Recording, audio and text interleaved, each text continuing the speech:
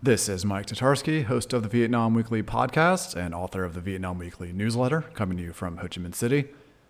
Every year, more and more brands and businesses launch here with a focus on using ingredients largely sourced from within Vietnam. Maru chocolate, for example, is a household name in some corners for doing this, and there are plenty of examples across items like chocolate, hot sauce, coffee, obviously, and increasingly liquor. Last December, Daniel Nguyen of Song Kai Distillery came on the show to discuss the brand's gin and locally sourced ethos. Today's episode is in a similar vein. VAD is Vietnam's first independent whiskey distillery outside of Hanoi, and they're in the process of making homegrown single malt whiskeys with an increasingly local angle that includes, as you'll hear talked about, the first barley grown in Vietnam, or at least as far as we know. VAD, which means to return in order to go, made a splash earlier this year when it won the New Make and Young Spirit category at the World Whiskies Awards held in London in March. Though still in the early days here in Vietnam, that certainly caught the attention of people in the global liquor space.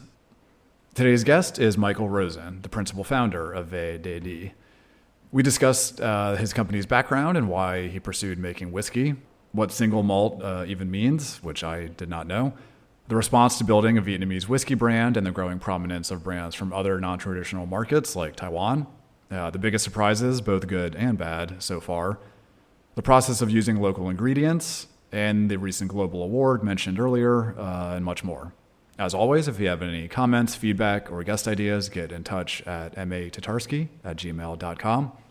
I should note that my side of the conversation has some pretty bad static thanks to a connection problem that I didn't notice until I started editing this. You can still understand my questions, but the audio was kind of annoying, I will admit. Thankfully, Michael does most of the talking, and his audio is perfectly clear. So I am very sorry for that. Please bear with it because Michael's got a great story. And again, everything he says is perfectly clear. Let's get to my conversation with Michael. Michael, thanks so much for coming on the podcast. Thank you, Mike. I appreciate it. Sure. So just to start off, how did VAD, pardon my pronunciation, come to be? And I mean, I know you're listed as one of the founders, but what was your role in that process? I'm the principal founder. It's my idea.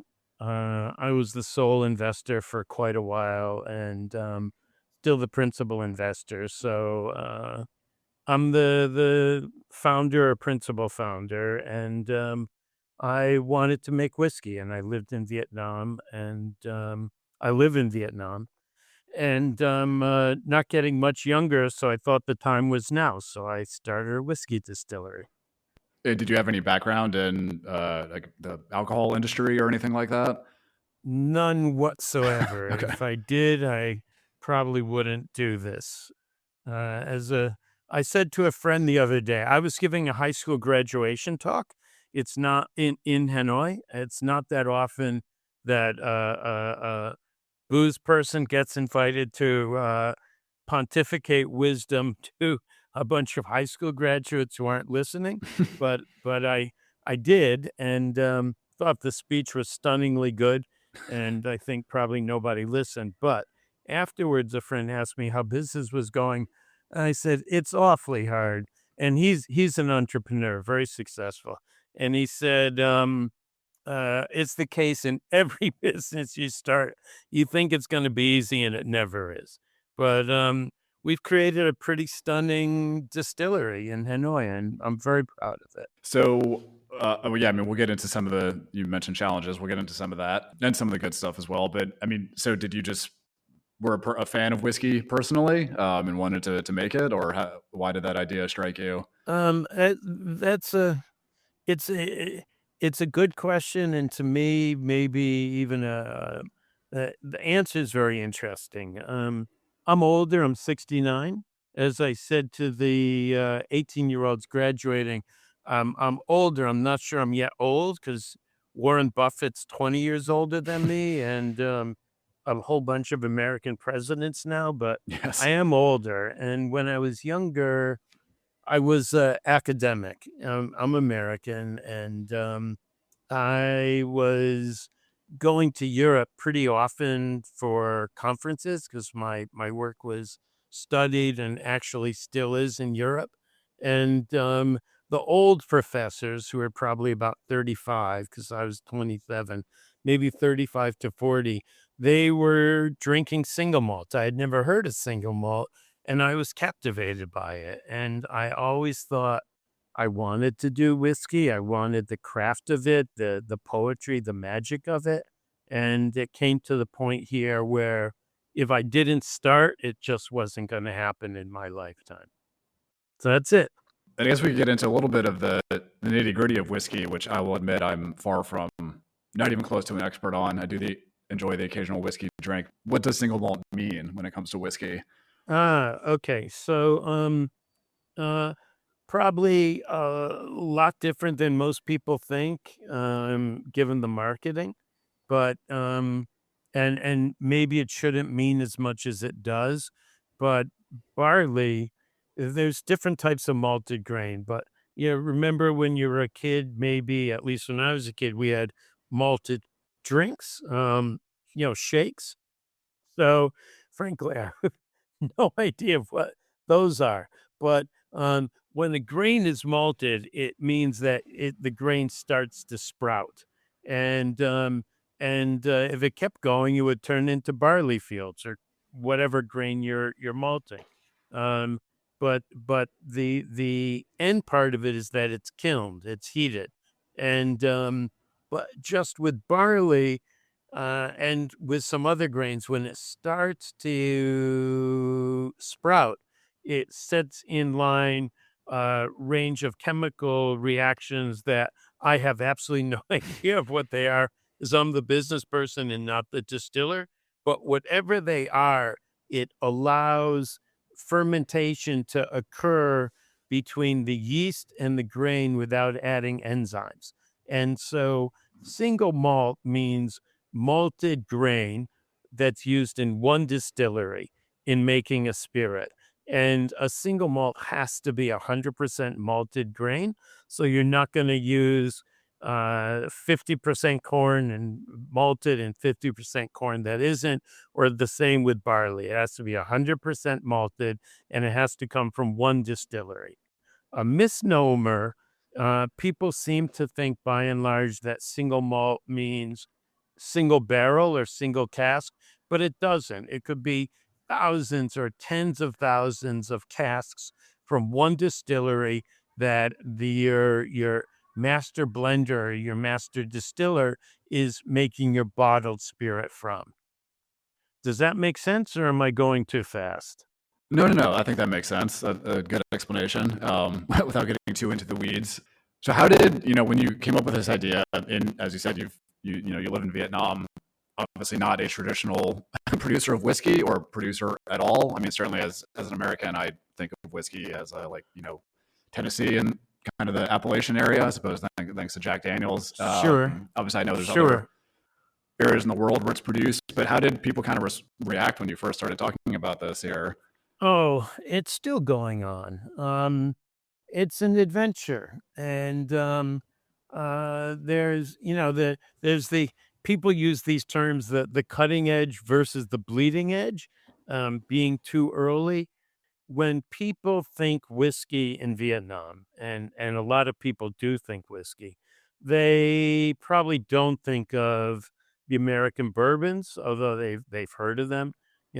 Even Jack Daniels. I shouldn't say even Jack Daniels, but Jack Daniels, Jim Beam is poured here a lot, but that's owned by I think Suntory or Nika, the Japanese, and or they think of Scotch and they think of single malt and they think of age statements. So when I was growing up, pretty much every bottle of Scotch single malt had a number on it. And it started generally with like a teenage number, like 12.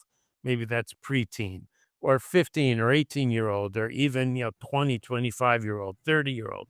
But the world has really been changing. And I think about 10 years ago, a Taiwanese distillery called Kavalan, God bless them, won Best Single Malt in the World at the World Whiskey Awards in London, which is the premier whiskey competition in the world. And I demarcated as the best in the world because as the preeminent competition because we just won an award from them. So I'm sure it's the most important in the world. And when Kavalan won, I think people were aghast, but it shouldn't be surprised that Kavalan won to a lot of people because they were being mentored by Dr. Jim Swan, who was a legend in the spirits world as a master distiller, like a Jedi of distillers. And he had been the consultant to a distillery on Isla called Kilcolman, which went basically they're literally a farm to bottle distillery. They grow their own spirits. And then I think he was brought in by Kavalan, which is owned by King Car Group, which owns a Mr. Brown's Coffee in Taiwan. So they're pretty accomplished. And they started putting down barrels, and then they won Best in the World. And then he consulted, Dr. Jim Swan consulted for another distillery called Milk and Honey, which, given the name, you may guess is in Israel. And they won Best in the World at the same contest in 2023. And so they are subtropical distilleries. And there's a range of us who are distilleries that are in the subtropics. And we're putting out non-age statement whiskeys. And at least two of them have won Best in the World in the last decade. So how do people think? They think it can't be done, but it keeps being done here. Yeah, yeah, absolutely. I do want to get to that award that you guys won in a little bit. But this is an admittedly large question. But what are some of the biggest? You mentioned at the start some of the hard parts about this. What have been some of the biggest surprises, both positive and negative, in getting this off the ground? So, accomplishments for us, some of the wonderful and the hard parts is that making whiskey is an insane venture, and uh, it's I can't think of the right metaphor, but something's insane, but then you walk into the house of insanity thinking that maybe it's not going to be, but it is. So the economics of whiskey in our climate the premier whiskeys that we're doing that other people in our region do, meaning the subtropics. It takes 3, 4, 5 years to age till it's wonderful. So imagine in our world, because you're in Vietnam too, if you fly Vietnam Airlines, which I do 2, 3, 4 times a week, and the plane's full and it lands, and Vietnam Airlines doesn't get paid for 3 years. Sounds maybe okay, but then it flies again the next day and the next day and the next day. So we're putting down 10 to 12 barrels a week now, which is for a distillery our size a lot. And we can't sell our whiskey for 3 years. That's when we plan our first premier bottlings. So what whiskey distilleries have historically done is look to augment their cash flow. One, you raise equity. Some people borrow in different environments. We're not in an environment where banks are used to lending to distilleries. Maybe in Scotland or Japan, but not here. So what people do, by and large, they started up making gin because gin you can make today and sell tomorrow. You make it this morning and sell it in the afternoon. And the term bathtub gin in the American prohibition was people were taking vodka, pouring it into a bathtub, putting in some botanicals, then going out on the street and selling it. That idea was great 3,000 distilleries ago when all the craft distilleries started. In America, from my experience, that was like 2009. But now there's a ton of gins out. So we make a damn good gin, which we call good gin. And our distiller, Mr. Edward Teague, has won world-class awards for rum. So we make a rum. We're selling that, and it's the right rum to buy, so we call it right rum. And we make 4 subtropical liqueurs that are stunningly good. So I'm thrilled with our spirits, and The hard part is getting the market to believe that you can make great spirits in Vietnam. That's the truth of it. So how do you try to do that? I realize that's still in process. Oh, the same way that if you own a shoe store, you want to get your shoes known, or if you started a computer company that you call Apple, you get people to start to believe in you. So one for us is making stunningly good spirits, which we do, and which we're lucky to do. And on the craft side, though, that's just the beginning. Then you have to get, as they say in our business, liquid on lips, and that's tastings. And in this day and age, it's a pronounced media campaign that's both social media and traditional, and entering award competitions and winning awards, and getting the attention of exporters, and distributing locally and internationally. That's it. There's as a friend of mine would say, given I'm American, so I'm given to baseball and football illusions, it's blocking and tackling. It's just basic execution of blocking and tackling.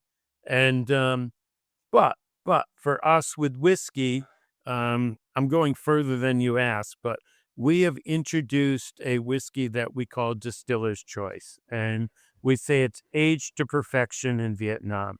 And it originated in a secret distillery. We brought in the liquid, and we've aged it further here in two different types of casks, in sherry and New American oak. There's a story of why New American oak. That's unusual in the whiskey world, but we're doing it. And it had previously been aged in bourbon, ex-bourbon. So it's a 3 cask whiskey. It's very affordable, and we're introducing that into Vietnam now. And our intent is to use that as a lever around which to build a whiskey community.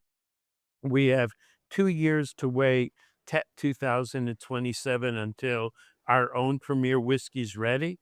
In the meantime, we're launching Distiller's Choice, and we need to use that to build a community, and that's based on education and also on education. Well, kind of in line with that, I mean, you mentioned, there's the business issue of having cash flow when you can't sell something for 3 years. But I know this may be a bit of a stereotype, but I know in some circles, people will want probably, the whiskey with the higher number, 12 years or 15 years or what have you. Is there a challenge in convincing people to try something that might only be 3 years old or something like that? Yeah, I think in the baseball analogy, you're pitching batting practice to me on that one. Yes, and of course there is, and some of the biggest challenges, or maybe the biggest, are right here in our home market. Um, there's our whiskey communities here. There's whiskey clubs in Hanoi and Saigon. Um, I hesitated a bit because I think in Da Nang, but I'm not sure. And there's Burns Suppers, um, Robbie Burns, also in those 3 cities, and they're all based around Scotch. And our biggest challenge is to get people in our own home backyard to drink our whiskey and decide that it's worth their bringing into their homes, or giving to their friends and family and their clients at TED. Um, those are things that we need to accomplish and introduce into the market. But other people have done it. Pizza 4Ps did it in pizza and in pasta in Vietnam. Maru did it in chocolate, and I'm convinced other people are going to do it in other sectors, and we're right there with them. Then in terms of, I know there are some other smaller scale gin and rum makers here in Vietnam. Is the infrastructure of making whiskey, the actual distillery, is that significantly different? Oh yeah, yeah. In our business, in the craft end of things, outside of Vietnam, when people talk about craft, they generally talk about rectifiers and distillers. And rectification is people who buy base spirit elsewhere, flavor it, and then run it through a still. And so they have stills. And then there's fewer people who are actually grain to bottle. They're, to me, distillers, and they're starting with raw materials. So in our gin and our liqueurs, we're buying Thai Bin, Red River Delta fragrant sticky rice. So we're making our own base spirit. With our rums, we're starting with Nyan molasses, but also Nyan sugarcane honey, which is village made, where villagers are buying, or they're growing, because they're the villagers. They're growing sugarcane, they're using the juice, and they're rendering it down in pots, stirring by making sugarcane honey, which gives our rum a bit of a smoky flavor. And then we're in our whiskey, we're using different types of malted grain. No one has yet done a barley that's malted in Vietnam, so we're buying overseas barley. But we have just harvested Vietnam's very first ever, that I'm aware, barley. And we're going to be using that in our distillery for the first ever in Vietnam, Vietnam to Vietnam whiskey. That's pretty stunning. We're working with a ethnic minority village outside of Mok Chow in the north, and they grew some barley for us. Pretty stunning this past season, and they hand harvested. I was up there doing a bit myself, and all the honor to them. That's an amazing step. So there's some other people in Vietnam who are also doing whiskey of different types. A friend, Khoi, is doing in Quan Chi, is doing a rice-based whiskey. And another friend in Ben Cha also doing rice-based whiskey. And somebody is doing Tam Sak Mat, what's it called? A buckwheat whiskey, hung from Spirit Tech. And so people are working with things. I heard there's people making some corn whiskey. So it's starting to take off here. Yeah, really interesting stuff. And then you mentioned the award previously. I just wanted to touch on that. So it was you guys won for New Make and Young Spirit winner at the World Whiskey Awards a couple of months ago, I think. So how did that come to be, and how did that feel? Well, if you can touch on it, I want to grab it, hold it, tackle it, hug it, and keep my arm and legs wrapped around it. Yeah. It's bigger than a touch. So remember I told you that the most prestigious, consequential awards for whiskey in the world are the World Whiskey Awards, properly named, in London. They have a number of them, but London is the touchstone. And we sent off one of our pale ales. We sent off one of our New Make whiskeys. New Make is the stuff that comes out white and clear from the spirit still. In America, it's called moonshine. It's also called white dog. I'm not sure why. It's what you put into the barrels. So it's basically akin to a eau de vie, a grappa. And they wrote to us and said, "You're coming, aren't you?" And it was like 6-7 months after we sent it, and we kind of forgot that we had sent it. One of my colleagues, founder Mikey Brenker, sent. And we said, "Well, no, it's on the other side of the earth." And they said, "Well, you may be called on stage."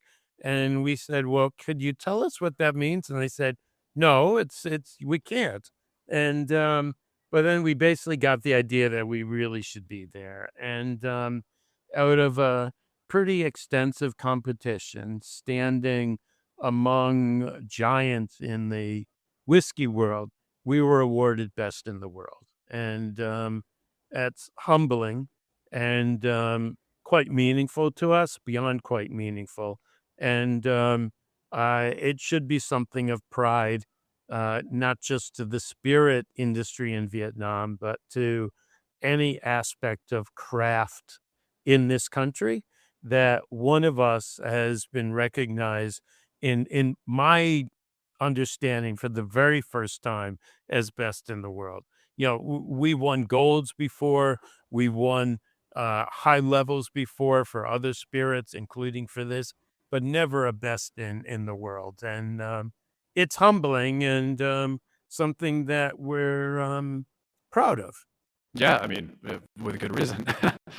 So I'm sure that drove a lot of interest, at least within kind of the whiskey world, I imagine, internationally. So what's kind of your distribution like? I mean, I know you guys haven't it hasn't been long enough to have your premium yet, but what's that like? The world. I used to be an author, and when my last commercial book was published, it was my first commercial book, not my first book, but my first commercial book. Frankly, it's also been my last because I've been busy doing other things. And I had a man who was mentoring me. He used to call me Scarecrow. I'm not sure why.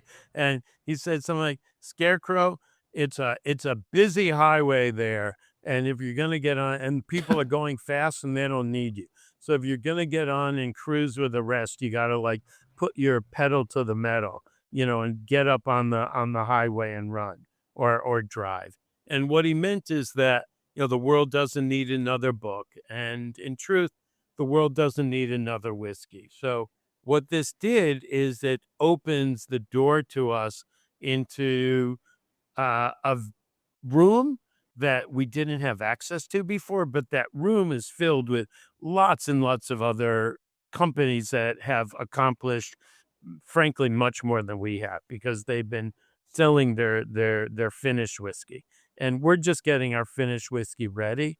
As I said, it's going to be launched in 2027. So what it does, it gives us credibility that damn good stuff is going into the barrels, but we can't sell it yet. Yes, do some people drink new make? Absolutely. But it's a very, very small. So we offered just a couple hundred bottles for collectors for sale. In Ireland, by the way, it's called poutine or something like that, and there's paintings going back hundreds of years of people drinking it, right out of the still. And in America during Prohibition, there's the whole moonshine history, and some people do still sell moonshine, but it's nothing that we're going to pay our kids college tuition on. Sure. Okay. Well, kind of on that note, and I guess moving towards a conclusion. Sorry, got something in my throat. How do you hope to see things evolve? Sorry, excuse me. I mean, I know none of us can predict the future, but yeah, where do you hope to see things go? Oh, there's a TV cartoon that when my older kids were young, Pinky and the Brain, and they're both mice in a cage, and one's a genius and one's a moron. Yeah, I And, remember and it. so Pinky says to the Brain, "What are we going to do today, Brain?" And Brain says, "The same as we do every day, Pinky. Plan to take over the world." Yeah. So, we're planning on launching, God willing, one of the best whiskeys on earth.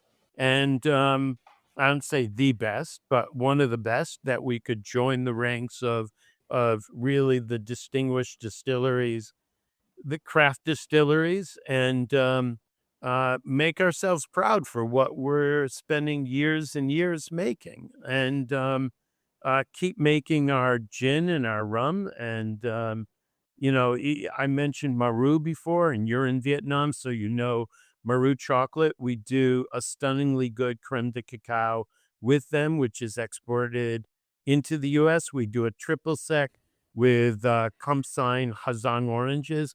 We do a chocolate liqueur, excuse me, a coconut liqueur, a creme de coconut with Benche coconuts. And then we're just launching a cold brew coffee liqueur that uses Arabica and Robusta to celebrate Vietnamese coffee culture. And we really want these things to be embraced here and elsewhere. That's it. So what we're doing, we're planning to take over the world. Yeah, fair enough. That all sounds really interesting. I mean, it's definitely great to see in recent years more and more brands coming up, utilizing the bounties of Vietnam. There's so much stuff grows here, so taking advantage of that, which is exciting. Exactly. Yeah, and I look forward to trying some of that. I will say my whiskey palate is just almost like completely undeveloped, but I'll have to give it a try at some point. Well, as somebody said, you're a young man and you have plenty of time. So drink responsibly. Yes. You're in Saigon. Mm-hmm. There's some stunning whiskey places in Saigon. Our friend Mr. Hein is one of the owners of PK Malt Room. There's other great bars in Saigon and that have wonderful whiskey collections and patient bartenders who will walk you through the spirit. So head over to PK Malt Room and give them a try. I haven't even heard of it. I will definitely check that out. Well, Michael, anyway, thanks so much for taking some time out of your, I know you travel a lot around Vietnam, so taking some time out of your busy schedule in between flights, and I look forward to learning more and learning more about the brand and trying it eventually. So thanks again. Thank you, and look forward to seeing you. That's it for this episode of the Vietnam Weekly podcast. Thank you so much for listening. Please rate or review the show on your preferred podcast platform. That helps other people find it. See you next time.